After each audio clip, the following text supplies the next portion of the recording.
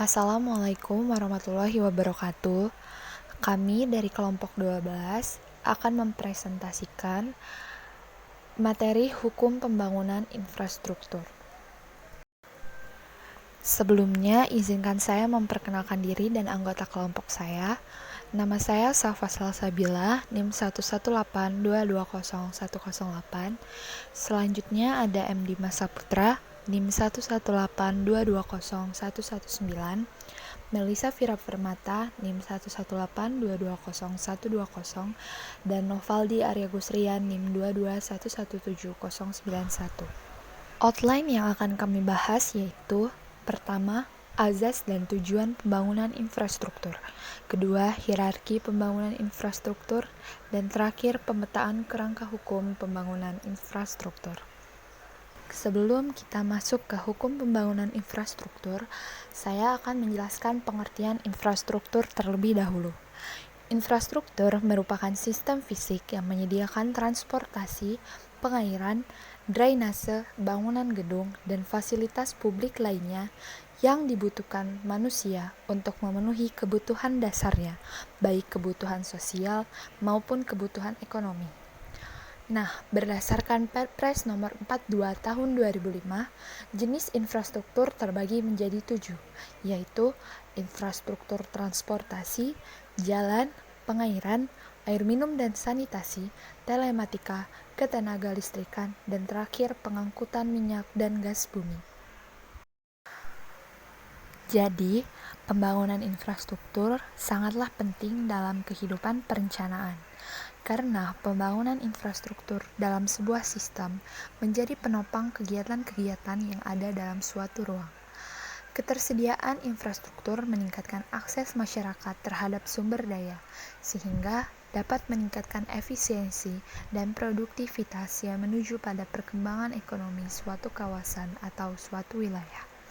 Lalu di sini kita akan membahas asas dan tujuan dari pembangunan infrastruktur. Yang pertama ada asas dan tujuan infrastruktur jalan berdasarkan Undang-Undang Nomor 38 Tahun 2004, Pasal 2. Penyelenggaraan jalan berdasarkan pada asas kemanfaatan, keamanan dan keselamatan, keserasian, keselarasan dan keseimbangan, keadilan, transparansi dan akuntabilitas, keberdayagunaan dan keberhasilgunaan serta kebersamaan dan kemitraan. Lalu di pasal 3 menyatakan pengaturan penyelenggaraan jalan bertujuan untuk A. Mewujudkan ketertiban dan kepastian hukum dalam penyelenggaraan jalan. B. Mewujudkan peranan masyarakat dalam penyelenggaraan jalan. C. Mewujudkan peran penyelenggara jalan secara optimal dalam pemberian layanan kepada masyarakat. Yang D. Mewujudkan pelayanan jalan yang andal dan prima serta berpihak pada kepentingan masyarakat. E. Mewujudkan sistem jaringan jalan yang berdaya guna dan berhasil guna untuk mendukung terselenggaranya sistem transportasi yang terpadu. Dan terakhir, mewujudkan pengusahaan jalan tol yang transparan dan terbuka. Lalu, ada asas dan tujuan infrastruktur pengairan. Berdasarkan Undang-Undang Nomor 7 Tahun 2004, Pasal 2, sumber daya air dikelola berdasarkan asas kelestarian, keseimbangan, kemanfaatan umum, keterpaduan, dan keserasian, keadilan, kemandirian, serta transparansi dan akuntabilitas.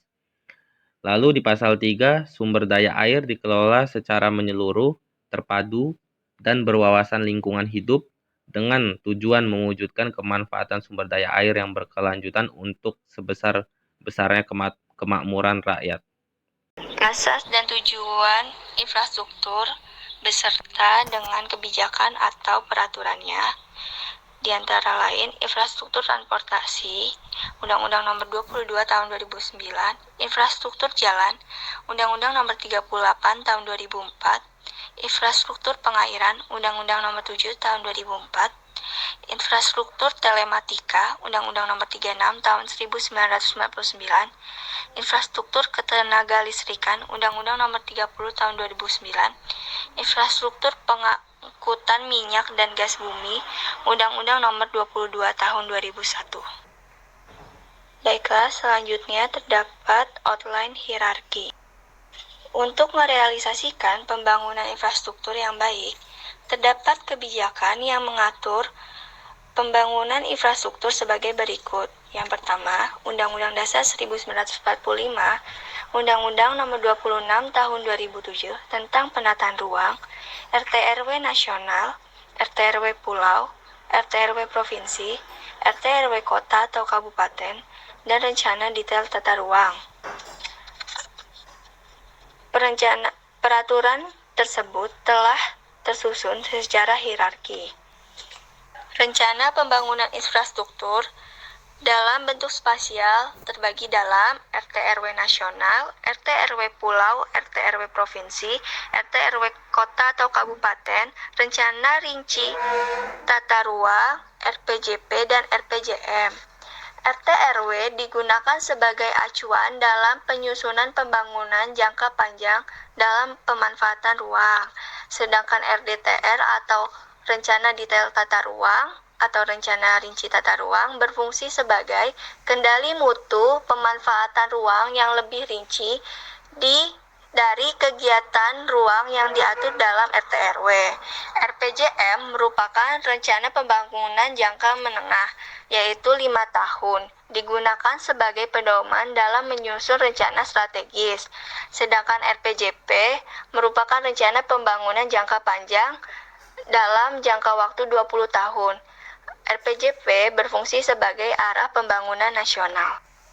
Dalam mewujudkan rencana pembangunan infrastruktur dari seluruh rencana yang ada, diatur atau tertulis dalam SPPN, yaitu Sistem Perencanaan Pembangunan Nasional.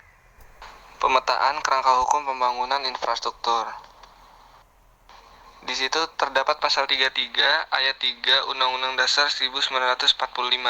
Itu ada dua, perencanaan spasial dan perencanaan aspasial. Perencanaan spasial berisi perencanaan tata ruang yang kemudian disusun dalam Undang-Undang Nomor 26 Tahun 2007. Kemudian perencanaan aspasial itu ada dua, perencanaan pembangunan dan perencanaan anggaran. Perencanaan pembangunan kemudian disusun dalam Undang-Undang Nomor 25 Tahun 2004. Sedangkan perencanaan anggaran disusun dalam Undang-Undang Nomor 17 Tahun 2003. Sekian presentasi dari kelompok kami. Apabila ada kesalahan dan kekurangan kami mohon maaf. Terima kasih. Wassalamualaikum warahmatullahi wabarakatuh.